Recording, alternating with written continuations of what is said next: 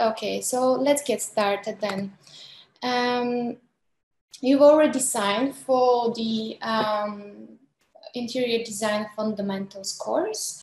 So first of all, let me introduce myself. My name is Bella, and today I'll be your lecturer.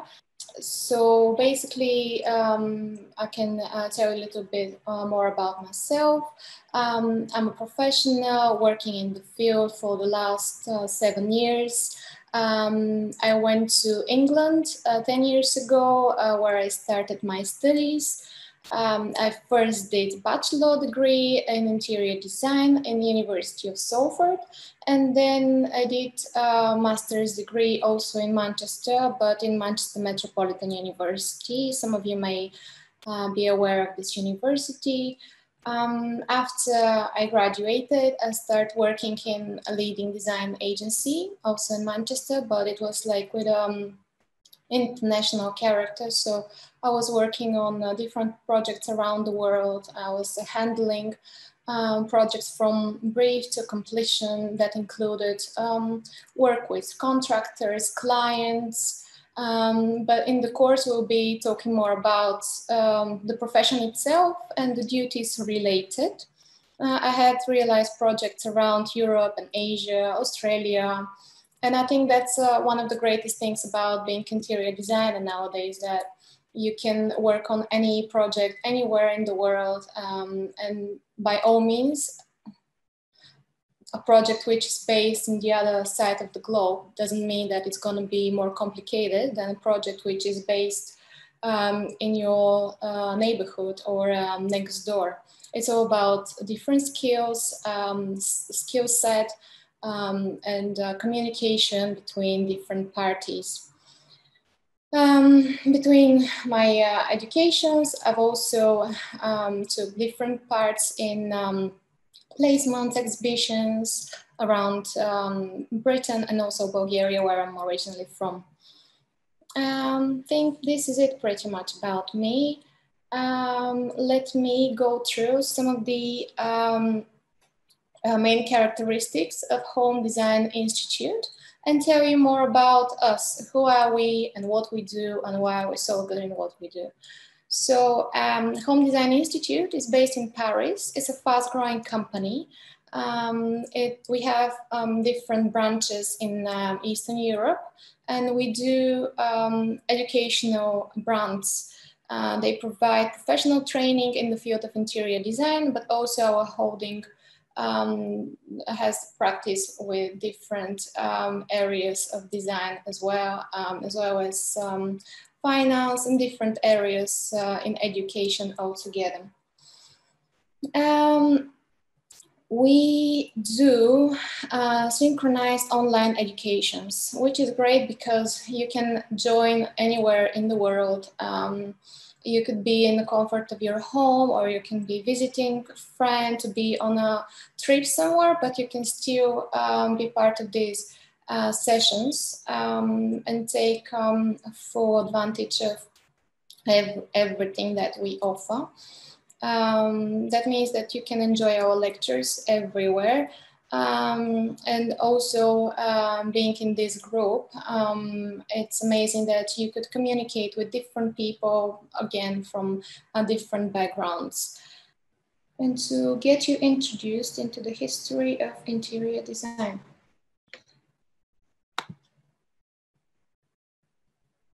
So let's start with the role of the interior designer.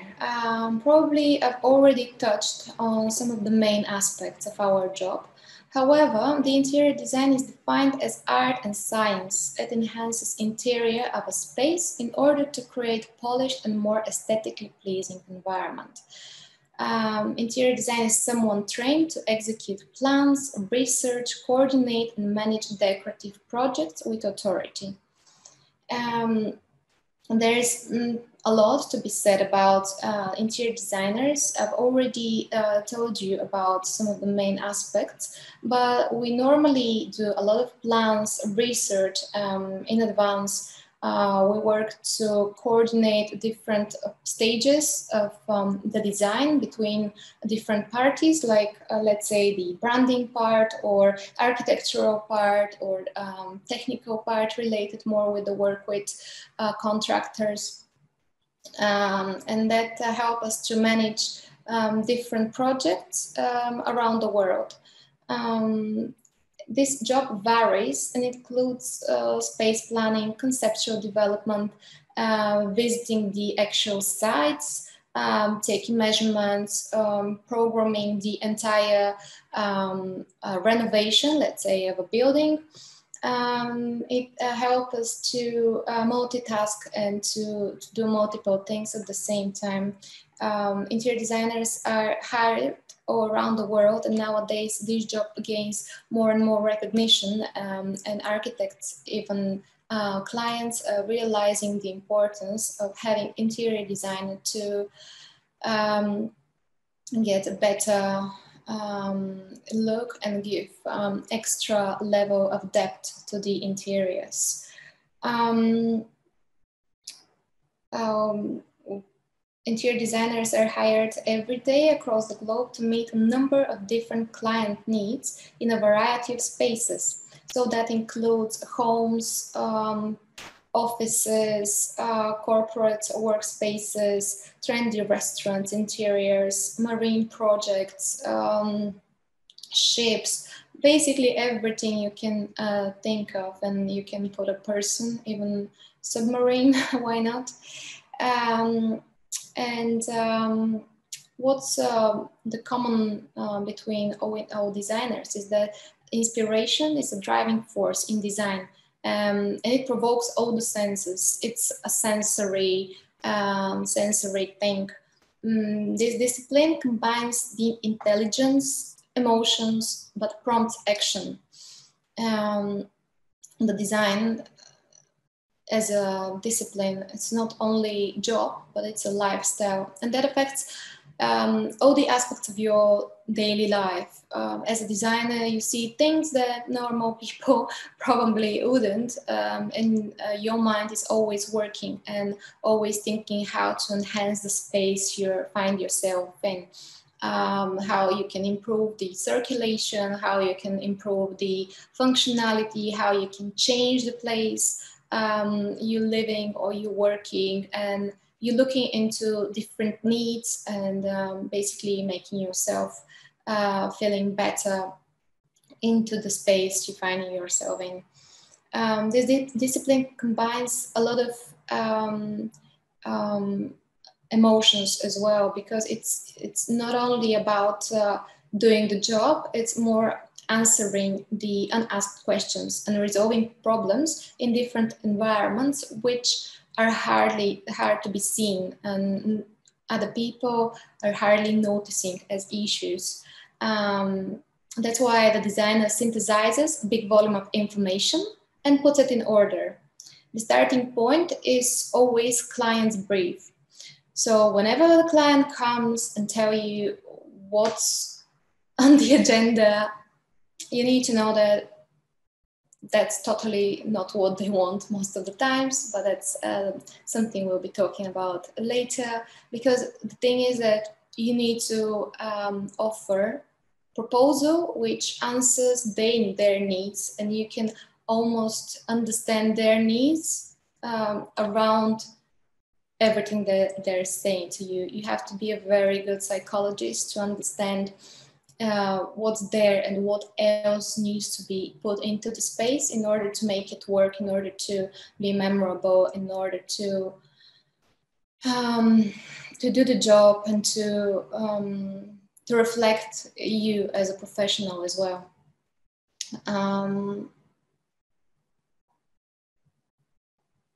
And this is also connected to different cultural phenomena.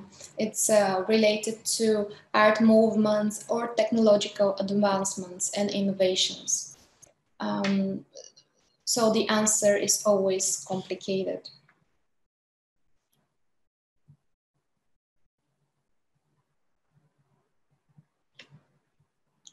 So let's look at some of the basics about interior design and how historically this is related. The profession of interior designer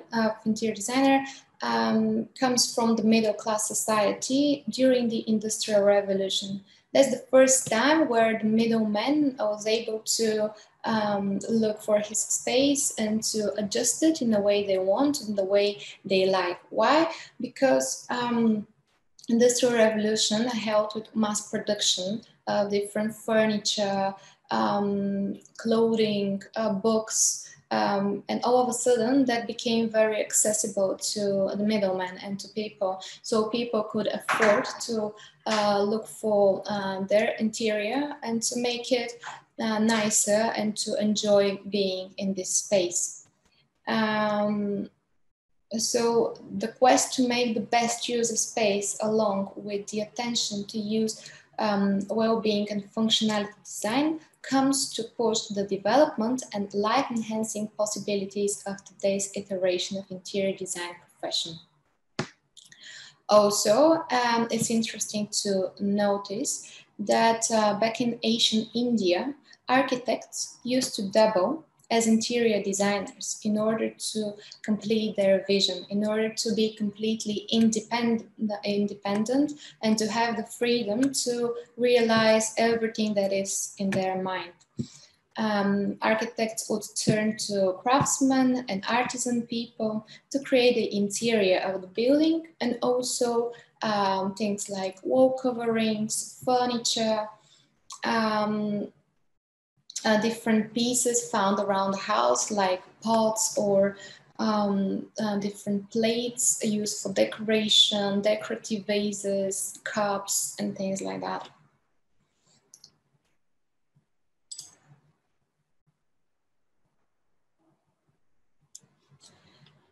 In here, we can see a timeline related to the development of architecture and interior design.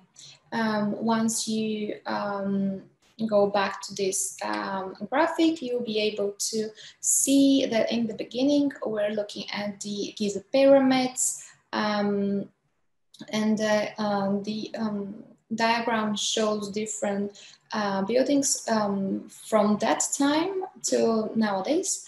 And we're looking at classical period, ancient Egypt, Byzantine period with Hagia Sophia, the Romanesque architecture and interior design, characteristics of the Gothic style, Renaissance, Baroque, Rococo, Neoclassicism, Art Nouveau, and some of the other more current design movements closer to our times. An architectural style, however, is characterized by the features that make the building or other structures notable and historically identifiable.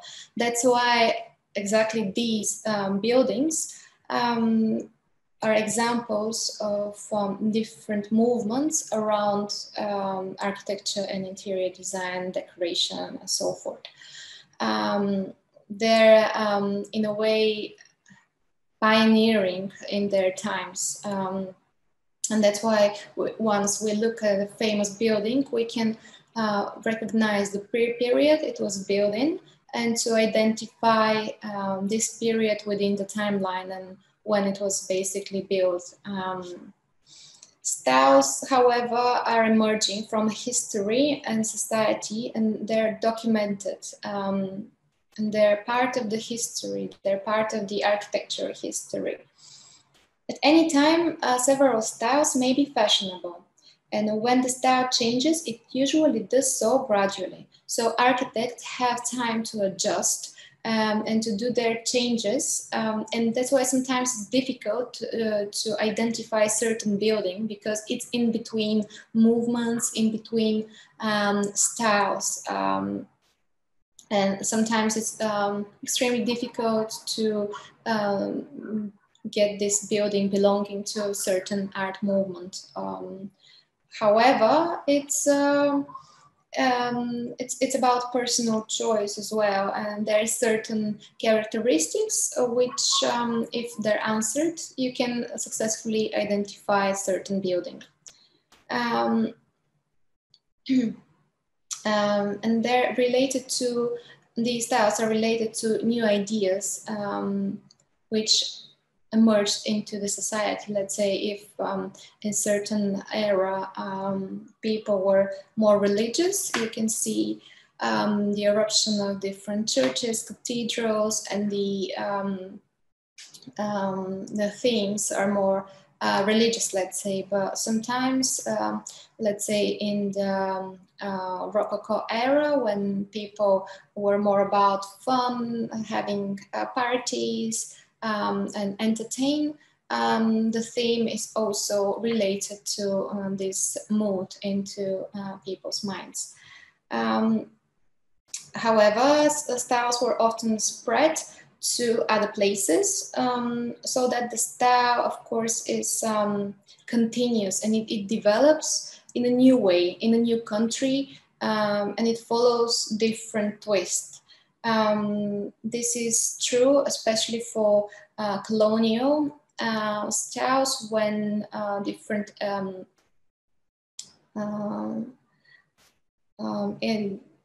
empires were colonizing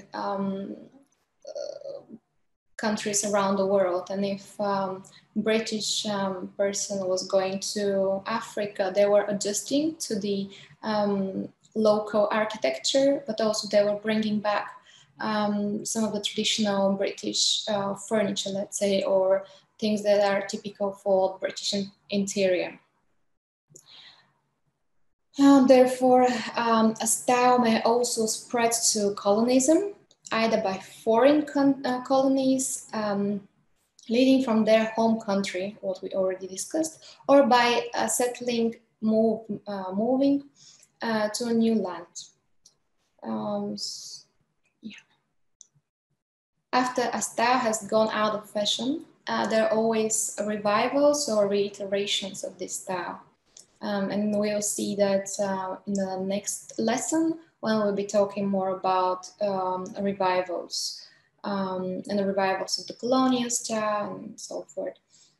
This time shows different architectural periods. And now we'll be looking at some of the main periods and some of the main ideas related to them.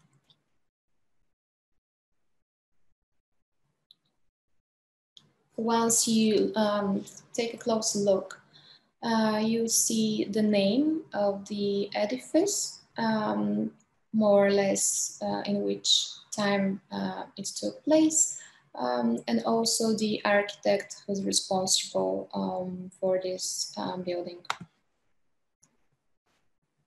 So let's just have a look on the contents for today. We'll be looking at primitive and prehistoric design first.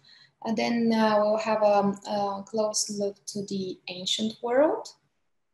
We'll be looking at the classical styles and also the Middle Ages.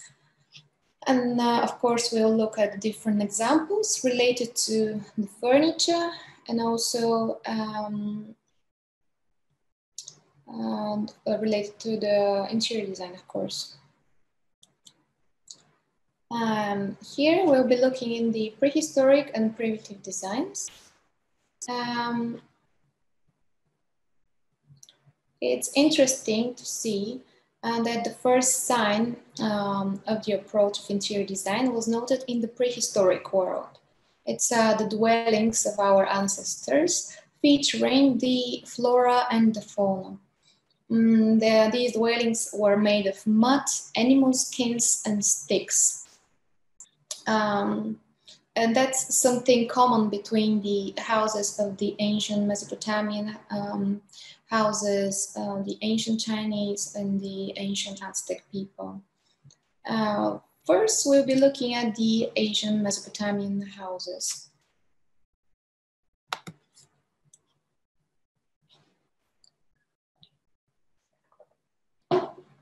So The ancient Mesopotamian houses are typical with several characteristics. And these characteristics actually could be found in different periods as well. Now you just seen that we'll be looking at Mesopotamian, Chinese, and Aztec houses. So these are three types of houses spread around the world. And even though they were so far away from one another, there's some common commonalities between them. The Sumerians were the first to build great cities in Mesopotamia. Mesopotamia, by the way, is located where Iraq currently is, so Middle East. The main building material was used the mud brick. It was dried in sun, and it was also called adobe. At the time, there was little or no wood, and stone was not available. Halls were windowless and the roofs were flat. The reason why they didn't have windows was the fact that in that area of the world, obviously there are a lot of suns, and also it's very hot. And once you don't have any openings on the facade, basically you're stopping the heat coming in. People cooked and slept on their roofs when the weather permitted. Upper class lived in double stories buildings. So as we can see nowadays, that was the status of wealth and power. And the bigger your house was, the more powerful and rich you were presumed to be. Whereas the craftsmen and traders dwelt in single-storied buildings. The layout included several activities you can take around the house. So you cook in the kitchen, you have a fireplace, a room is the central room where you receive guests is normally downstairs, and you have the bedrooms upstairs for more privacy. It's interesting to know that the bathroom had a drainage system, and we're talking about prehistoric times, which is amazing. The house was centered around courtyard, and the reason why they had courtyards was the fact that provided cool air for the house at night. The basic furniture in the Sumerians' house were several things, basically: low tables, beds, wooden frames, high-backed chairs, and kitchens with household vessels. There were also baskets, chests made of reed. That's a different material, which is not very typical for nowadays. But it was widely used in the ancient world and prehistoric times. Walls and floors were often covered with reed mats for isolation and skin rugs for decoration. Furniture also featured elegant upholstery and covered animal-like legs. And now we'll see a diagram showing Sumerian's house. See, in here you can check the small windows, which were quite high, and also they were stopping strangers to be able to have a look in the house. Women were mainly cooking on fire and open fires, and they were raised on mud bricks hearths. So there is like that little wall around the fire, providing extra safety for the fire not to come out and not to lighten something around. Walls were quite tall, and they were stopping strangers to look in the house.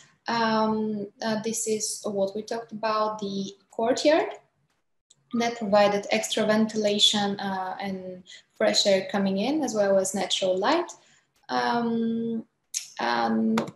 We can think about the courtyard importance and realize that this way we can have some air coming through the building and natural circulation of the air. also that stopped sounds and stopped strangers to come in, dirt, and it was just extra privacy for Sumerian people, because for them privacy was extremely important, and they had strict division on public and private spaces. During the night, this helped to cool down the entire space. And it was the heart of the house, the courtyard, and rooms were open into it. There were no doors dividing the rooms, and that provided some sort of airflow coming through. And they were basically 90 degrees angled. So whenever you have to go around, you have to turn straight left or right, depending on your position. Sumerian house was faced inwards, and everything was happening into the courtyard, that providing a cooling effect by creating convection currents. That's also very important. The typical size of Sumerian house was 90 square meters. The next house we'll be looking at is the ancient Chinese house. The ancient Chinese house is quite similar to the Sumerian house. However, it was made of baked bricks this time. Normally, they were from ceramic. The house of noblemen featured colored glass windows. So here we have windows and marble staircases and fireplaces. Other characteristics of the ancient Chinese house is the kang. On the right-hand side, you can still see an image of that platform. It basically is elevated platform, which is heated. So in here we have the fire coming through, and that heats the platform. And then on top of it, we can cook, we can warm up our tea, or just to enjoy a nice break and relax, or have some dinner, let's say. This is platform used for sleeping as well. It's like a heated bed.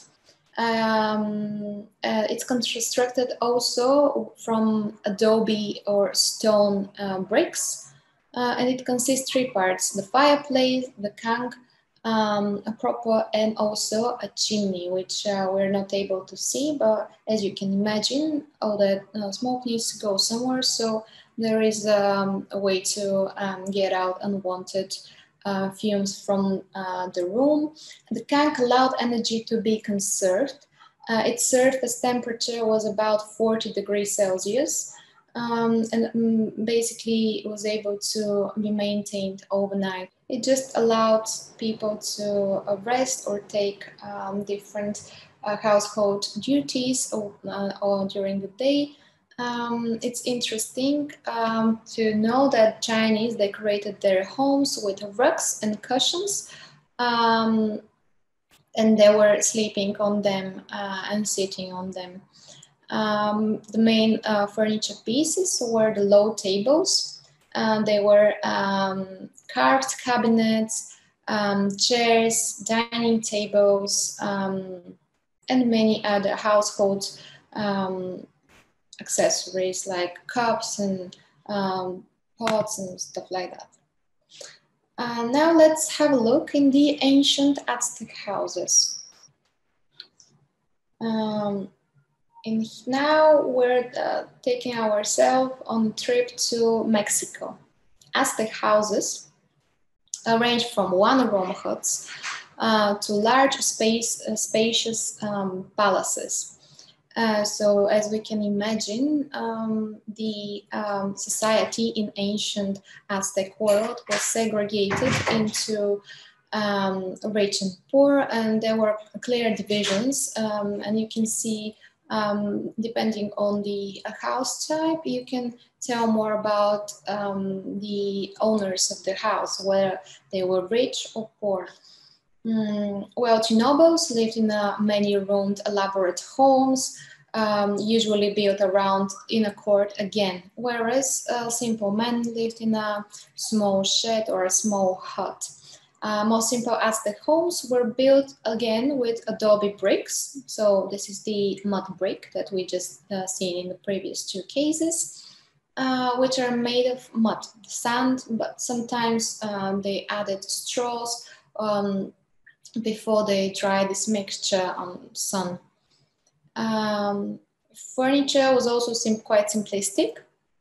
So we're looking at the different baskets, decorations on the walls, lower tables where they would normally gather the family and have dinner, different devices to grind corn, or water jugs, buckets, and things related to storage, like storing their clothes in little chests, sleeping mats, and pretty much that was it, as we can see from the illustration on the left-hand side. Also, what's quite interesting about Aztecs is the fact that they were extremely clean people, and in every house there was another separate building for steam bath. And the Aztecs were taking pride of this space. Nobles could live in lavishly decorated homes, as opposed to simple people, as we can see from the previous image.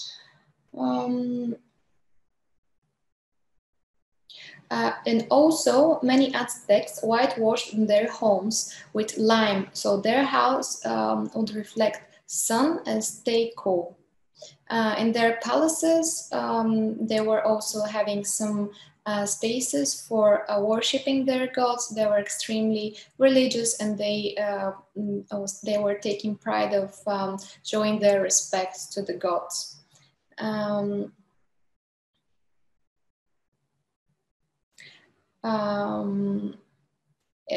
These castles were built around central court, central yard again. They were growing their own flowers and vegetables. They also had fountains around, and they were enjoying having some time outside and enjoying the nature. These homes were often made of carved stone, contained finer furniture, which the commoner wouldn't be able to afford. Noblemen could have a peak roofing, which is quite interesting, and we haven't seen yet. The roof could be flat, and even they can have terraces with gardens in the roof. That's something you can use later.